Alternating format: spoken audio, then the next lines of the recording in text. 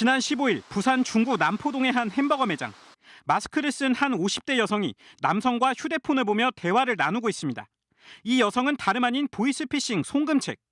45살 김준 씨와 친구들이 보이스피싱 조직원을 붙잡기 위해 역으로 파놓은 함정이었습니다.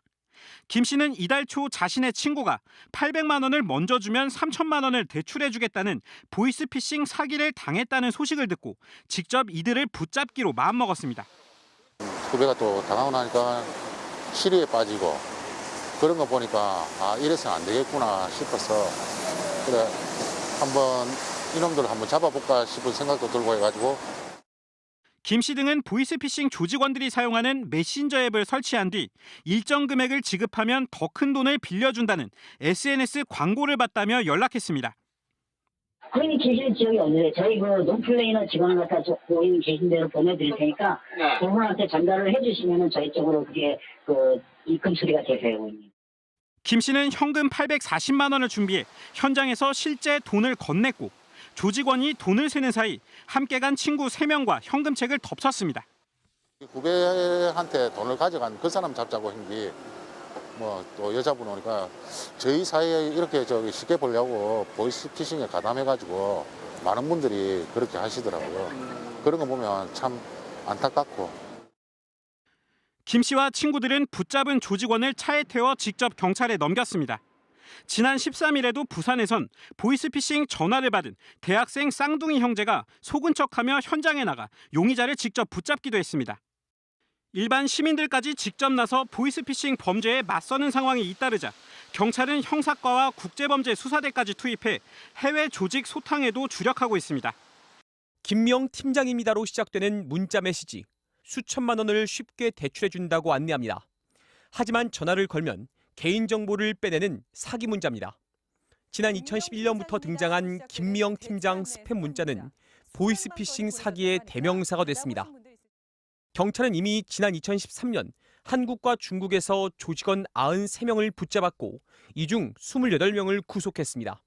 하지만 당시 사기 조직의 총책인 50대 남성 박 씨와 주요 간부들은 동남아로 도피했습니다. 그런데 이번에 경찰이 필리핀에서 올해 초부터 현지 수사기관과 공조하고 2주간 잠복한 끝에 총책 박 씨를 붙잡았습니다. 별다른 저항은 없었고 자기가 본인이 맞다고 시인을 했었습니다. 본인들 측근들이 이미 검거된 걸 알았기 때문에 미리 예상을 했던 것 같습니다. 박 씨는 다름 아닌 경찰 출신이었고 지난 2008년 뇌물을 받은 혐의로 해임된 뒤 김명 조직을 만든 것으로 조사됐습니다. 제보자도 전직 경찰이었다, 경찰이다 이런 이야기가 있다.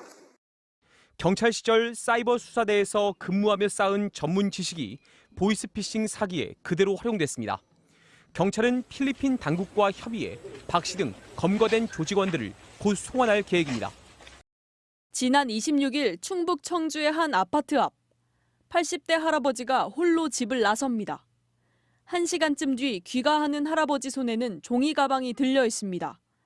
개인정보가 유출됐으니 통장에 있는 현금을 찾아 현관문에 걸어두라는 전화를 받고 시키는 대로 했던 겁니다. 보이스피싱 사기였습니다. 국제전화라고 하면서 근데 우체국에서 등기우편물 안 받지 않느냐고 경찰서에 가서 조사를 해야 한다고. 문고리에 걸어둔 현금 1,100만 원이 든 종이 가방은 금세 사라졌고 잠시 뒤 할아버지가 다시 집 밖으로 나옵니다. 보이스피싱 일당이 또 다른 통장도 위험하다며 이번엔 현관문 앞 우유 보관함에 돈을 넣어두라고 한 겁니다. 그제서야 의심이 든 할아버지는 은행 직원에게 도움을 요청했습니다. 보이스피싱이 아닌가, 수표나 이체는 안 되고 꼭 현금으로 달라고 하셨었습니다. 시간을 조금 끌어야겠다는 생각에 돈을 또 세거나.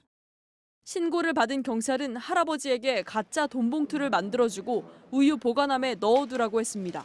2차 범행을 위해 이곳을 다시 찾은 수거책은 가짜 돈 봉투를 들고 도망가려다 잠복해 있던 경찰에 덜미가 잡혔습니다. 한 번 성공했으니까 두 번째 다시 시도를 하는구나라는 걸 감을 잡고 은행에서 바로 가짜 돈 봉투를 만들어서 할아버지한테 들려보내서. 현장에서 붙잡힌 수거책은 터키 국적의 20대 남성으로 불법 체류자 신분이었습니다. 누가 일자리를 주기로 했다 뭐 이런 얘기는 했었어요. 인터넷에서 만났고 자기도 이제 인적사항은 알지 못한다고 하더라고요. 경찰은 이 수거책이 갖고 있던 1,100만 원을 할아버지에게 돌려주고 나머지 일당도 추적하기로 했습니다. 전남 여수의 한 도로변. 잠복하던 경찰이 누군가를 분주히 쫓고 있습니다. 그 사람 차가 몇 번이래? 그래, 알았어. 예, 주님. 차 움직일 거야, 아니면? 길에서 포착한 한 여성이 휴대전화로 누군가와 통화를 하다 가져온 현금 봉투를 꺼내 옆에 있던 남성에게 건넵니다. 그 순간에 놓칠세라 형사들이 뛰쳐나갑니다. 가, 나가. 이 여성은 보이스피싱 조직에게 속아 현금 600만 원을 전달책에게 건네고 있었던 겁니다. 이 돈 절대 보내시면 안 되고. 경찰은 서둘러 피해 여성의 휴대전화를 먼저 넘겨봤습니다. 여보세요. 여보세요.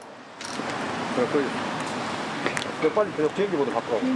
휴대전화에 몰래 설치된 해킹 앱이 작동하지 못하게 차단하기 위해서입니다. 지체했다간 보이스피싱 일당이 원격 조종으로 증거를 인멸할 수도 있기 때문입니다.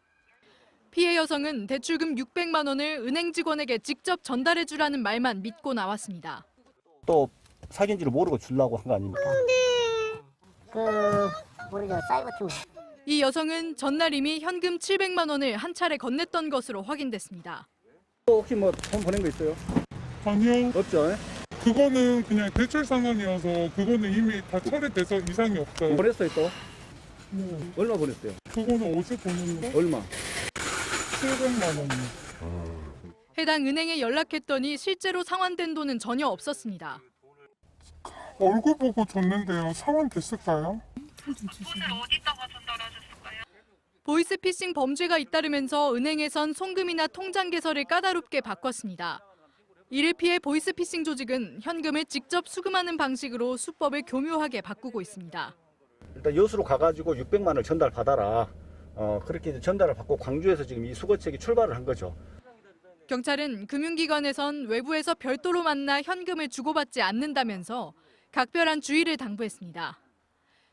정장을 입은 한 남성이 은행 현금 지급기 앞에 섭니다. 가방에서 돈다발 여러 개를 꺼내서 어디론가 입금을 하기 시작합니다. 1분 뒤 은행에 들어온 또 다른 남성.